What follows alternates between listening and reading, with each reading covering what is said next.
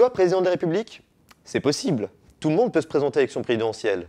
Pour celle de 2017, certains concitoyens ont choisi de faire cavalier seul pour partir à la conquête de l'Élysée. C'est le cas de Charlotte Marchandise. Cette rennaise a gagné la primaire citoyenne organisée par laprimaire.org qui a permis aux internautes d'élire un citoyen parmi eux. Et quand je dis tout le monde peut se présenter, c'est vraiment tout le monde. Y compris Sylvain Durif, aussi appelé le grand monarque ou le Messie. Ce mec-là. Bonjour à tous et à toutes, je suis Sylvain Pierre Durif, le grand monarque, le Christ cosmique, le Messie. Je vous annonce à tous et à toutes ma candidature pour les élections présidentielles de 2017 en France. Mais comment ces candidats et toi-même pourriez-vous financer votre campagne présidentielle? Parlons peu, parlons bien, parlons pognon. En tant que candidat hors parti, tu obéis aux mêmes règles qu'un candidat issu d'un parti politique. Le plafond de tes dépenses est limité à 22,5 millions d'euros. Mucho dinero. Les moyens pour remplir tes caisses sont multiples. Levée de fonds, crowdfunding, aide d'associations, d'organismes, emprunts bancaires, dons de particuliers et bien sûr, payer de ta poche. Mais pas de panique, si tu atteins 5% des voix, l'État te rembourse une partie de tes dépenses personnelles. Là, c'est le moment où tu vas me demander, mais ça coûte combien une campagne présidentielle?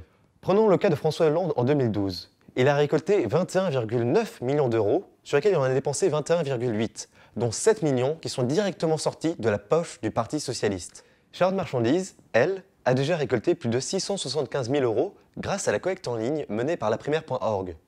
Ce n'est pas autant que François Hollande, mais l'argent ne fait pas tout. Mener une campagne électorale, ça c'est extrêmement compliqué, mais pas pour des raisons nécessairement financières. C'est très compliqué parce qu'il faut un soutien. Il faut des gens qui travaillent pour vous, il faut que vous ayez des gens qui tractent pour vous, qu'il y ait un travail de terrain, de mobilisation de l'électorat et de diffusion d'informations autour de votre candidature. Donc ça, c'est très difficile en dehors d'un parti politique ou en tout cas en dehors d'une organisation. Tu l'as compris, la course sera très difficile pour toi. Mais ce n'est pas le plus compliqué. Le plus compliqué, ça sera d'accéder aux médias. Le plus dur, en fait, pour les candidats, c'est l'accès aux médias. Parce qu'aujourd'hui, en France, comme vous avez une dépense électorale qui est relativement limitée, finalement, on ne vous permet pas de dépenser beaucoup d'argent pour faire une campagne.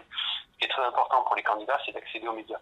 Parce que ce sont les médias qui vont servir d'amplification et de diffusion des informations autour de votre campagne, autour de vos positions, vos idées, etc. Et donc, le problème pour tous les candidats, c'est d'arriver à avoir une couverture médiatique importante. Alors, as-tu toutes tes chances? Mais... Dans les faits, il est difficile de financer sa campagne si on n'a pas de parti politique. C'est difficile si on n'obtient pas des soutiens des électeurs. C'est difficile si on n'a pas des banques qui vous font des prêts ou si vous-même vous n'avez pas une fortune. Là, ça devient difficile.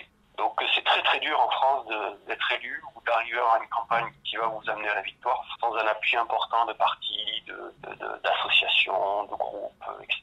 Ça c'est très très dur. On récapitule. Pour ta campagne, tu auras besoin d'une grosse somme d'argent, d'une bonne équipe et surtout, d'un accès aux médias. Bon courage!